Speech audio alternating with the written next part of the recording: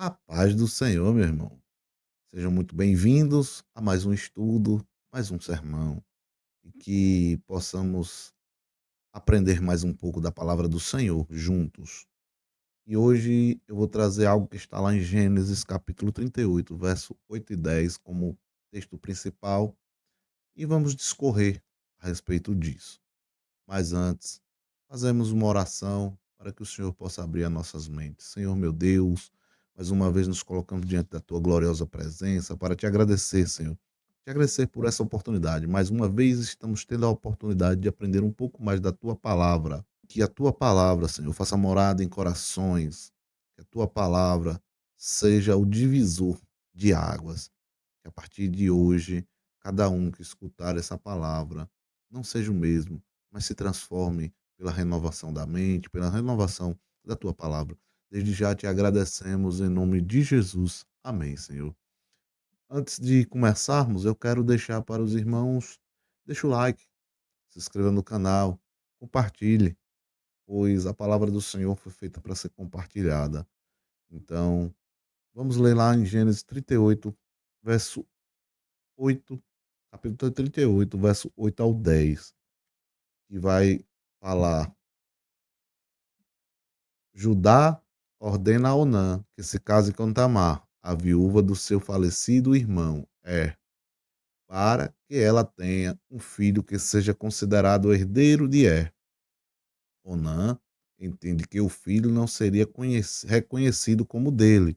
Então, para não dar descendência ao seu irmão, ele derramava o sêmen no chão toda vez que se deitava com ela. O ato de Onã não o ato de Onã foi considerado perverso aos olhos do Senhor, e por isso Deus também o matou. Então, aqui a gente vê no, a história de Onã, ela nos mostra que a desobediência aos mandamentos de Deus, elas têm sérias consequências. Então, ele sabia o que deveria ser feito, mas ao assumir ele tinha que assumir a responsabilidade de gerar descendência para seu irmão falecido, mas ele preferiu agir de acordo com seus interesses pessoais e ele desobedeceu às leis estabelecidas. Isso nos ensina que a importância de reconhecer as nossas responsabilidades, seja no contexto familiar, social ou até mesmo espiritual. E a obediência a Deus, ela não pode ser tratada de forma negligente, pois reflete nosso respeito e nossa fé em seu plano, né? E como vemos lá em João 14:15, vamos ver, João 14, se me mandar amardes, guardareis os meus mandamentos. João 14:15. Isso reforça, Jesus aqui ele reforça e nos lembra que obedecer uma demonstração de amor, obedecer é uma demonstração de amor. Além disso, a Bíblia ainda nos ensina que a obediência é mais importante que sacrifício. Está lá em 1 Samuel 15:22. A gente vai ver lá, 1 Samuel 15:22, que fala que, porém, Samuel disse: Tem porventura o Senhor tanto prazer em holocaustos e sacrifícios como em que se obedeça a palavra do Senhor?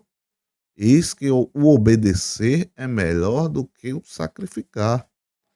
E aí a gente vai entender que Onã, ele sacrificava, mas ele não obedeceu. Onã sacrificou sua responsabilidade, ele sacrificou a sua responsabilidade em favor dos seus próprios desejos egoístas. Mas Deus, em sua justiça, ele não permitiu que isso passasse impune. Então, a obediência, ela nos traz uma vida abençoada e alinhada com os propósitos divinos. Em outro aspecto essencial dessa lição é a importância de honrar os nossos compromissos, tanto espirituais quanto pessoais. No caso de Onã, ele tinha um dever claro para com sua família, mas escolheu ignorar essa obrigação. E a palavra de Deus, ela nos ensina a ser fiéis no cumprimento dos nossos deveres. Está lá em Colossenses 3:23, que a gente pode ver lá que a gente vai ver que tudo quanto fizerdes, fazei-o de todo o coração, como ao Senhor. Então, aqui a gente vê que tudo que fizerdes. Então, quando assumimos uma responsabilidade, temos que assumi-la com seriedade e demonstrarmos que nossa fidelidade de amor ao Senhor é uma fidelidade a Ele, porque Ele nos confiou tais tarefas, né? E assim, a lei do levirato que Onan quebrou, essa lei, ela é um propósito claro, era um propósito claro de proteger as viúvas e garantir a continuidade da linhagem da família. Onan, ao não cumprir esse dever, ele prejudicou a sua família e a sociedade ao redor. Vejam, esse tipo de irresponsabilidade tem repercussão mais amplas do que imaginamos, pois nossas ações ou faltas dela, elas afetam diretamente aqueles ao nosso redor.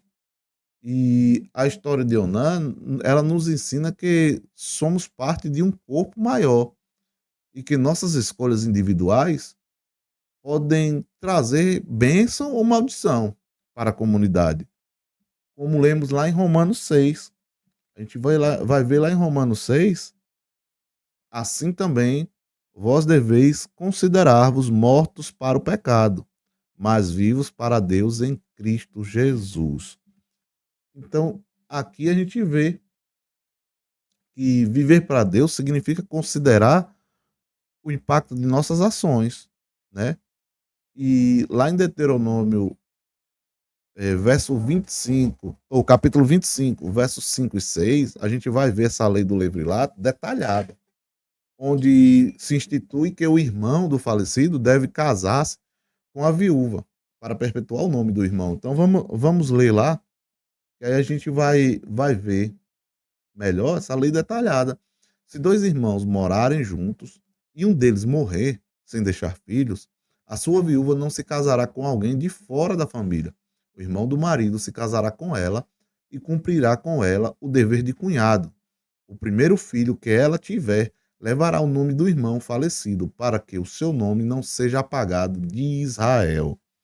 Então, aqui a gente vê que isso era muito importante para a continuidade do nome de Israel, pois o Senhor tinha um propósito com Israel, um propósito maior. Então, Onã, ao violar essa lei, ele não apenas ele falhou em cumprir um mandamento divino, mas ele também quebrou uma tradição sagrada. E que essa tradição visava a justiça social e a preservação da família. A gente sabe que Deus valoriza a justiça e o cuidado com os marginalizados, como é evidenciado em passagens lá como Tiago. Mas antes da gente ler Tiago, dar uma continuidade aqui, assim, a gente sabe muito bem que as viúvas elas não eram assistidas naquele tempo, ainda mais se elas não tinham filhos homens. Então essa lei era para ajudar essas viúvas a não ficarem desamparadas.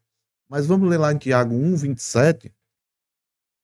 A religião pura e imaculada para com Deus, o Pai, é esta: visitar os órfãos e as viúvas nas suas tribulações e guarda-se incontaminado do mundo.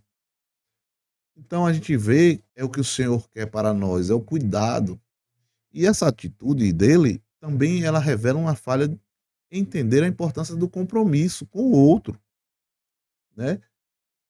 Ele tinha um compromisso para com a família, para com o próprio Deus, para com Israel, mas ele falhou em agir conforme o propósito maior, que era o de Deus, que sempre envolve a comunhão e o cuidado mútuo. Deus sempre vai priorizar essa comunhão e o cuidado mútuo. O apóstolo Paulo mesmo, ele nos exorta a cuidar uns dos outros. Está lá em Filipenses 2:4, né? Filipenses 2:4, ele nos exorta a cuidarmos uns dos outros. Não atente cada um para o que é propriamente seu, mas cada qual também para o que é dos outros. Então aqui Paulo deixa claro para nos atentarmos para o que é dos outros, não só para o que é nosso. Ignorar o bem-estar dos outros é desconsiderar o plano de Deus para uma sociedade equilibrada e justa, né? E aqui vemos o egoísmo de que Onã, esse egoísmo que Onã teve, ele foi egoísta, né? Ele foi uma pessoa que preferiu satisfazer os seus próprios desejos ao invés de cumprir a vontade de Deus. O seu egoísmo foi uma barreira para que o propósito divino fosse cumprido em sua vida e de sua família. E o egoísmo ele nos afasta do caminho que Deus planejou para nós. Ele nos leva a tomar decisões que podem causar danos irreparáveis, como ocorreu com Onã, né? E a gente vê lá em 1 Coríntios, né? Vamos ver lá em 1 Coríntios o que é que vai falar, que ninguém busca o seu próprio interesse, e sim o do outro. Mais uma vez, para que não busquemos o nosso próprio interesse. E quando colocamos os nossos desejos acima dos outros, perdemos de vista a nossa responsabilidade de amar e servir ao próximo. Esse comportamento egoísta que Onan teve também reflete uma falta de confiança nos planos de Deus, pois muitas vezes o egoísmo surge quando não acreditamos que os caminhos de Deus são os melhores para nós. E Onan pensou que poderia enganar a Deus, mas não considerou que o que está lá em 1 Samuel 16:7, que o Senhor vê o coração. Então, Deus não se deixa enganar e espera que sejamos fiéis em todas as áreas da nossa vida. Ele espera que, colocando a vontade dele acima de nossos interesses pessoais, ele espera que façamos isso. Coloquemos a vontade abaixo da vontade dele.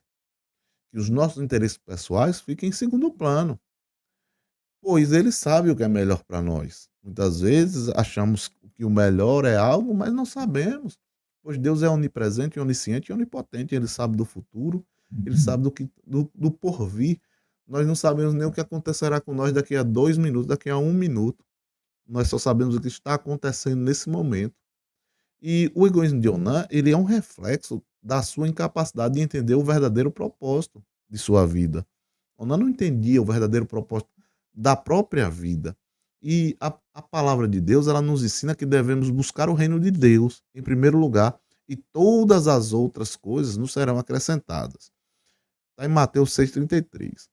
Agora, quando lemos Mateus 6,33, a gente tem que tomar cuidado, porque às vezes queremos mais do que devemos, mais do que esperamos. Mas o Senhor fala de todas estas coisas lhe serão acrescentadas. Tem uma lista de coisas lá, antes dessa frase, que é isso que lhe será acrescentado. Pois ele não deixará faltar a vestimenta, ele não deixará faltar o pão, ele não deixará faltar o teto sobre a tua cabeça. Mas às vezes queremos até demais. Muitas vezes queremos sobrando, muitas vezes temos muito até, né? Temos todas as refeições do dia, temos um teto, temos roupas boas, mas queremos mais, somos insatisfeitos. Quando nós centramos a nossa vida nos nossos próprios desejos, perdemos a oportunidade de viver o melhor que Deus tem para cada um. Então, a história de Onã, ela nos alerta do perigo de sermos conduzidos por nossos desejos. E ela nos convida a viver uma vida centrada em Deus, onde Deus é o centro. E essa atitude, ela nos mostra também sua responsabilidade no casamento, que demonstra um descaso com a santidade do matrimônio. Onan demonstrou um descaso com essa santidade. E como eu já aqui no canal tem até vídeo sobre casais. Se você não viu, veja, que vai falar sobre esse matrimônio um pouco mais detalhado. Excepcional, porque Deus criou o casamento como uma instituição sagrada, onde o amor e o compromisso, eles são serviços mútuos e devem ser cultivados. Porém, Onan usou sua posição apenas para satisfazer suas próprias necessidades. ele queria o prazer da mulher, mas ele não quis, cumprir as responsabilidades com ela. Ele ignorou a função maior do casamento, que é a união e o cuidado e a multiplicação de uma família que honra a Deus. E está lá em Mateus 19:6. A gente vai ver aqui que o que Deus uniu, não separe o homem. Então, a gente vê essa instituição, e aqui Jesus nos lembra, enfatizando a seriedade dessa aliança, que não é uma aliança que foi feita para ser desfeita. O casamento, ele é uma parceria onde ambas as partes têm responsabilidades que devem ser respeitadas e cumpridas. Portanto, Onan, ele demonstrou um desprezo por sua responsabilidade como marido e como membro de uma família. Ele trouxe consequências terríveis para si mesmo. Em Efésios 5:25, temos uma orientação de Paulo a respeito dessa questão dos maridos. Vamos até ver ela, né? Que Paulo vai falar que maridos, amai vossas mulheres, como também Cristo amou a igreja e a si mesmo se entregou por ela. Então aqui a gente vê o amor dentro do casamento, ele deve ser sacrificial, servindo como reflexo do amor de Cristo por nós. E por outro lado, o matrimônio também é um ambiente onde Deus, ele espera que cresçamos e nos santifiquemos juntos. O propósito do casamento vai além de satisfazer desejos pessoais. Ele trata-se de construir uma vida de fé alicerçada na palavra de Deus. E quando entendemos isso, quando entendemos essa verdade, podemos viver de acordo com os princípios divinos e encontrando verdadeira felicidade e propósito em nossas relações. Como está lá em Eclesiastes, o capítulo 4, verso 9 e 10. Vamos ver. Vamos ver essa. Melhor é serem dois do que um, porque se um cair, o outro levanta, o seu companheiro. Então a gente vê que é melhor que sejamos dois. A unidade no casamento, ela fortalece a jornada espiritual e nos aproxima do propósito de Deus. E essa desobediência, ela tem consequências. E para Onã, ela trouxe consigo uma consequência severa, que foi a morte. Deus, ele não é indiferente às nossas ações. E quando deliberadamente desobedecemos, como Anã fez, enfrentamos as repercussões de nossos atos. Vimos lá em Gênesis 3:10. Nós lemos já. O que ele fazia era mal aos olhos do Senhor. Gênesis 38, verso 10. Pelo que também o matou. Isso demonstra que Deus, em sua santidade e justiça, ele não tolera o pecado contínuo e deliberado. Pois, além de ser contínuo, era um pecado deliberado, um pecado pensado, um pecado feito de caso pensado. E quando escolhemos ignorar os mandamentos divinos, estamos nos afastando da fonte da vida e graça. A Bíblia, ela está repleta de exemplos que mostram como a desobediência traz sérias consequências. Deuteronômio 28, verso 15 mesmo, vai falar: será, porém, que se não deres ouvidos à voz do Senhor teu Deus, para não cuidares em cumprir todos os seus mandamentos e os seus estatutos que hoje te ordeno, então virão sobre ti todas estas maldições e te alcançarão. A gente vê aqui, né? Porém, nós estamos vivendo uma geração de desculpas, uma geração que usa um pretexto, que Cristo veio para cumprir a lei, nós não temos que cumprir mais, que Cristo veio, nós não temos que seguir. Cristo já pagou essa. Meus irmãos, ele pagou uma conta por nós, sim. Porém, ele mesmo diz: serdes meus imitadores. Paulo diz que seres meus imitadores, assim como eu sou de Cristo. E assim, quando não nos santificamos, não podemos nos aproximar de Cristo, pois ele é santo. Ele realmente pagou a conta. Ele é o nosso Salvador, só por ele estamos aqui, mas ele nos aproximou novamente de Deus quando estávamos afastados do Senhor. Porém, meus irmãos, temos que entender que temos que pagar o preço para conseguirmos nos santificarmos a cada dia, nos separarmos do mundo a cada dia. E o principal, é pregarmos a palavra dele a outros que precisam escutar isso, que precisam sair da escravidão, pois não somos mais escravos do pecado. Pecamos porque somos falhos, porque escolhemos pecar, mas não somos mais escravos dele. Então a vida de Onã, ela nos ensina que a graça de Deus é abundante, mas não devemos abusar dela, achando que nossas ações não terão impacto. E a justiça divina, ela é infalível. No entanto, a misericórdia de Deus, ela sempre oferece uma oportunidade de arrependimento. Isso não podemos, isso graças a Deus, porque senão, como a palavra dele diz, que as suas misericórdias se renovam a cada manhã, senão seríamos consumidos, né? Em sua bondade, ele nos dá tempo e condições para voltarmos ao caminho certo. O problema é que Onã, ele foi.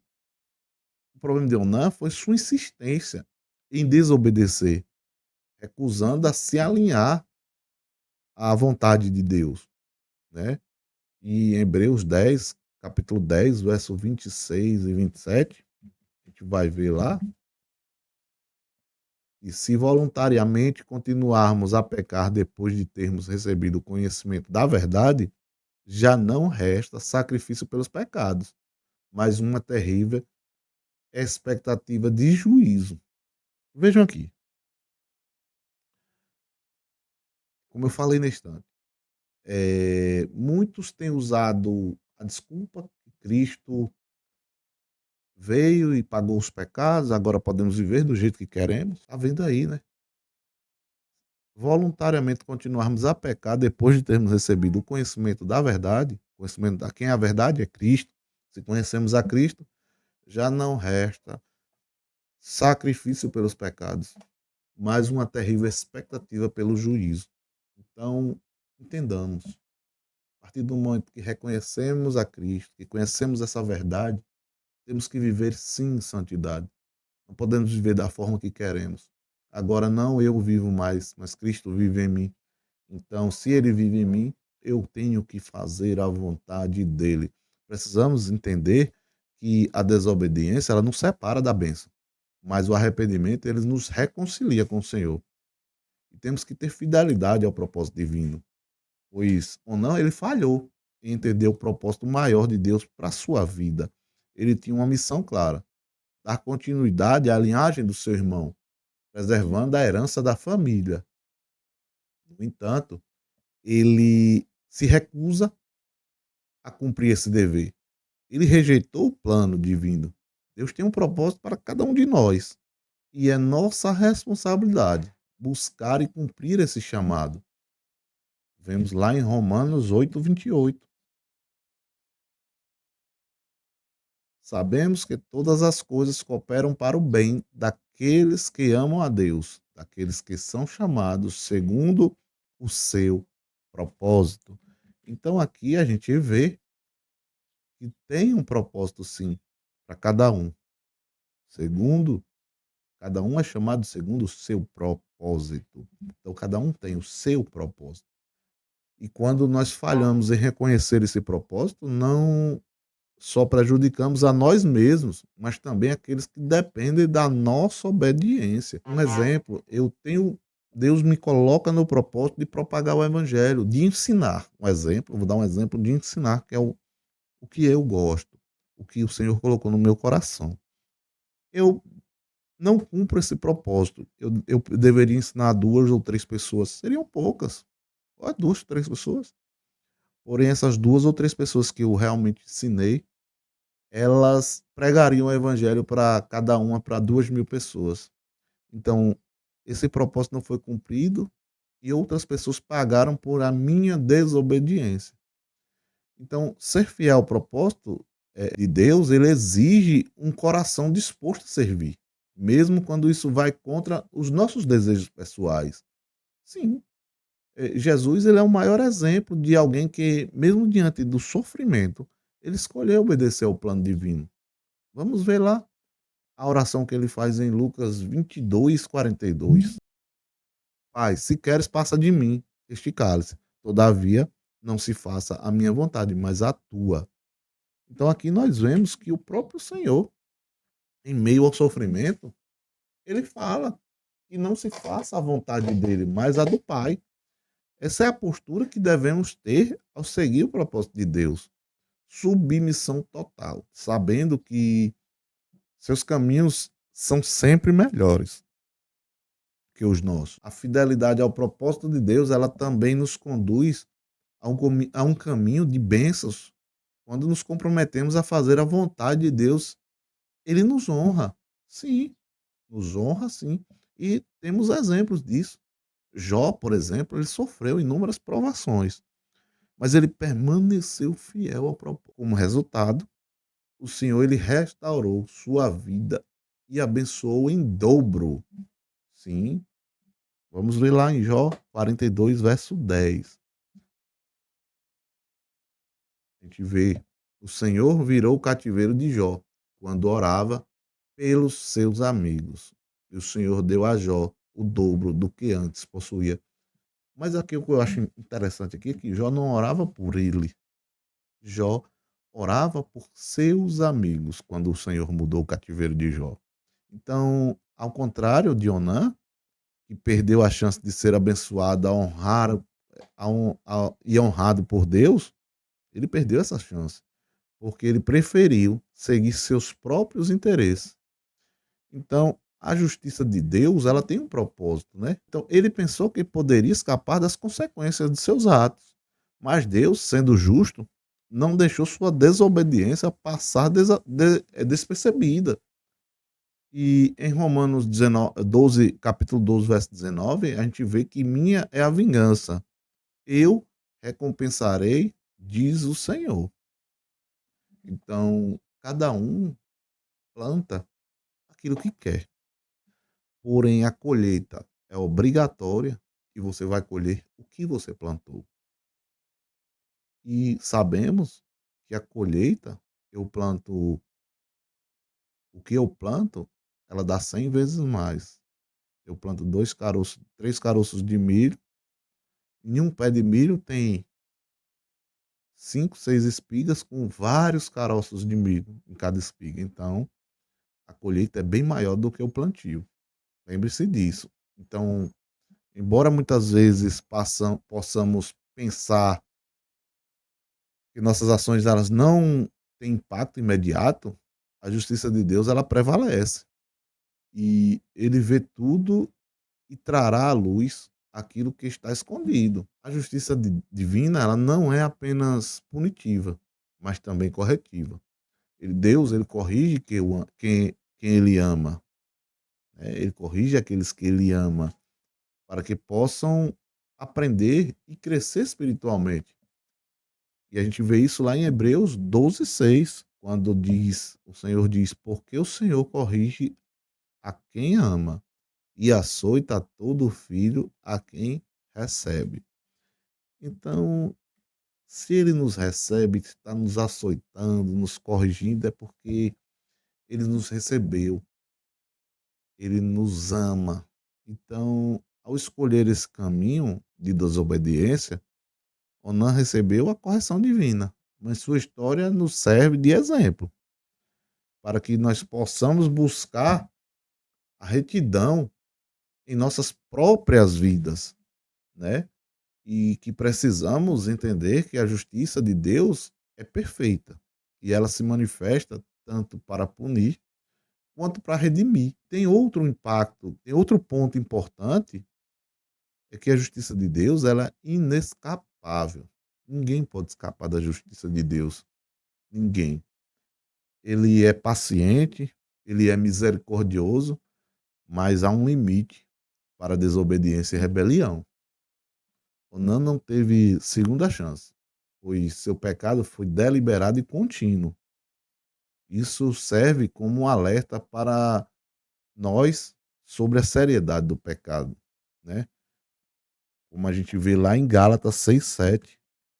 Vamos dar uma lida lá em Gálatas 6:7, que vai falar: não vos enganeis, de Deus não se zomba, pois aquilo que o homem semear, isso também ceifará.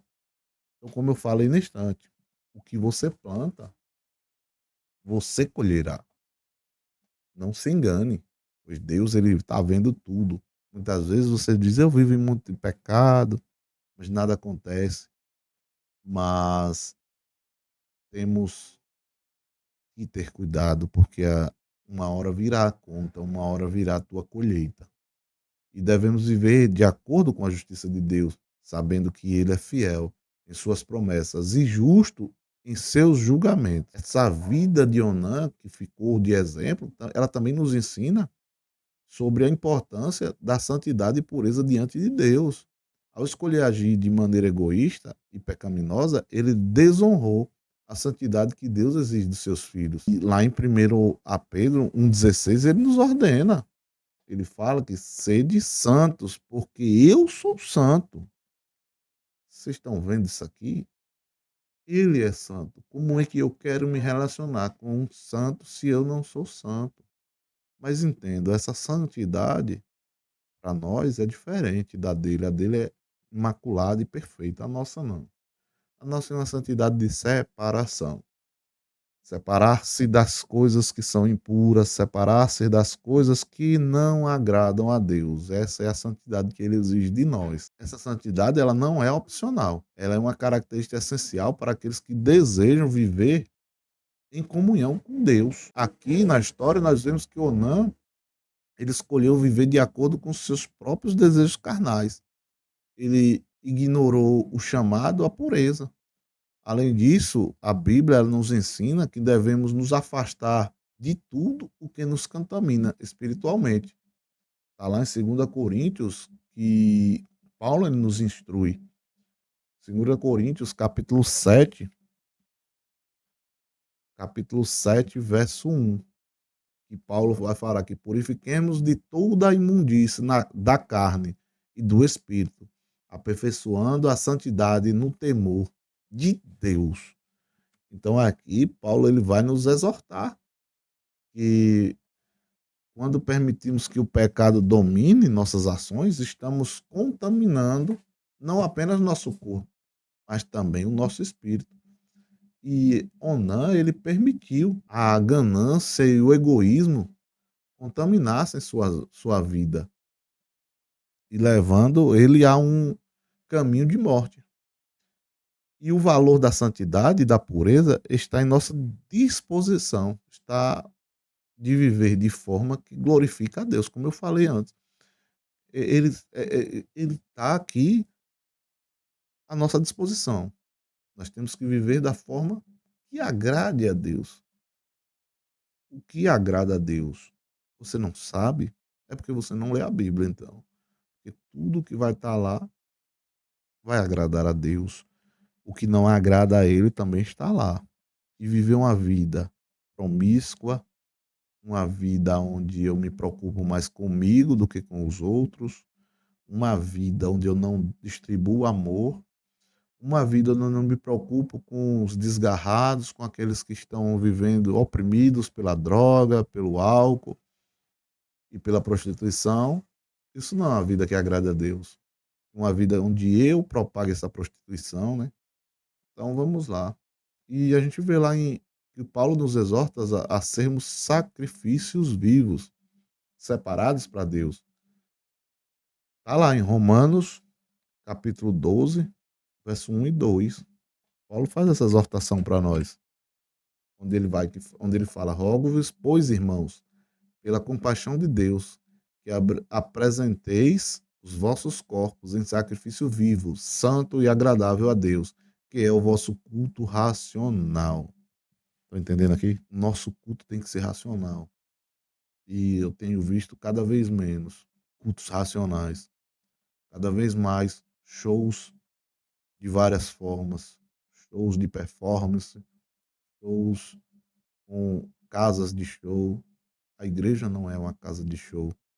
A igreja é um lugar de estudo racional, onde você vai escutar a palavra do Senhor, para que ela lhe exorte à mudança, para que ela te mostre onde está o teu erro e você mude de vida. E a vida de Onã, ela nos lembra que a pureza não é apenas uma questão de evitar o pecado, mas de se entregar completamente a Deus, buscando viver em santidade em todas as áreas de nossa vida. A história de Onã, ela nos oferece lições profundas, né? Sobre essa responsabilidade, que é a obediência e as consequências de seguir nossos próprios desejos em detrimento dos planos de Deus. Então, a sua desobediência ao mandamento divino, ela demonstra que a negligência em cumprir responsabilidades, especialmente as que envolvem a preservação da família e a obediência às leis de Deus, pode trazer graves consequências. O julgamento de Onã, ele revela que Deus valoriza o cumprimento dos seus propósitos acima de nossos desejos egoístas. Essa lei do levirato, que foi desrespeitada, era um mecanismo criado para proteger as viúvas e garantir a continuidade das famílias de Israel. Aqui nós vemos que, ao ignorar essa lei, ele não apenas ele quebrou o mandamento, mas também causou um impacto social significativo ao deixar de cumprir seu papel dentro da comunidade, pois o nome do seu irmão não seria disseminado, não teria continuidade. E essa história, ela nos reforça a importância de obedecer à autoridade divina e das leis que protegem o bem-estar coletivo, pois todas as leis que protegem esse bem-estar coletivo, as que temos, até as que temos na nossa sociedade de hoje, elas vêm da Bíblia, elas vêm da comunidade cristã. Então vemos isso.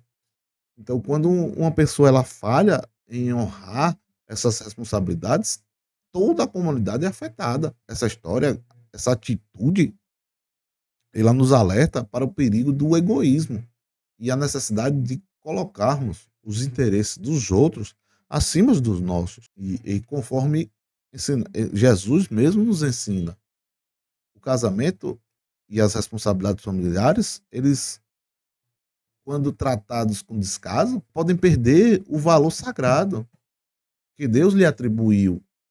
E tem acontecido, né? Na verdade, já tem muitos já têm perdido esse valor sagrado do casamento, porque a santidade do matrimônio, o respeito pela vida e a disposição de servir ao próximo são princípios fundamentais para aqueles que desejam viver uma vida reta diante de Deus. Então, temos esses três parâmetros que são indispensáveis para um cristão, que é servir ao próximo, o respeito pela vida, né?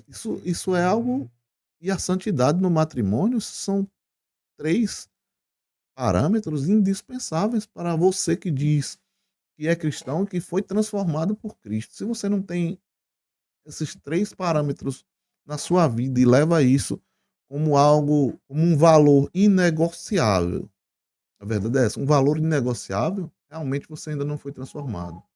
E a história de Onara também nos chama a uma reflexão sobre como estamos vivendo nossas vidas em relação à palavra de Deus. Nós precisamos estar dispostos a assumir as nossas responsabilidades, confiando no plano divino e, e assim podemos evitar em cair em armadilhas de egoísmos. Temos visto também, temos vivido, né, uma sociedade cada vez mais egoísta. Pessoas que não assumem responsabilidades. Também já falei nisso em um estudo anterior, que foi no estudo de homens sobre homens, que está muito bom, já saiu a parte um, vai sair a parte 2. E assim, quando seguimos os caminhos de Deus com fé e obediência, ele nos conduz a uma vida abençoada e alinhada com seus propósitos eternos.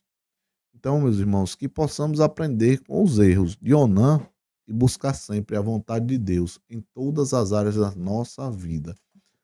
Então, esse foi um estudo sobre os erros que Onã cometeu, sobre o erro de sermos egoístas, pensarmos apenas em nós, não cumprirmos as leis que o Senhor nos estabelece. Entendam, o pecado deliberado é gravíssimo e você pagará por ele. Infelizmente, muitos têm feito isso, não têm dado a real importância e o real valor. Então, meus irmãos, se esse vídeo fez sentido para você, se de alguma forma você se sentiu tocado, compartilhe com outras pessoas para que possa chegar a outras pessoas e ajudar outras pessoas. Também deixa um like, se você não for inscrito no canal, se inscreva. E desde já eu agradeço em nome de Jesus. Amém, meus irmãos.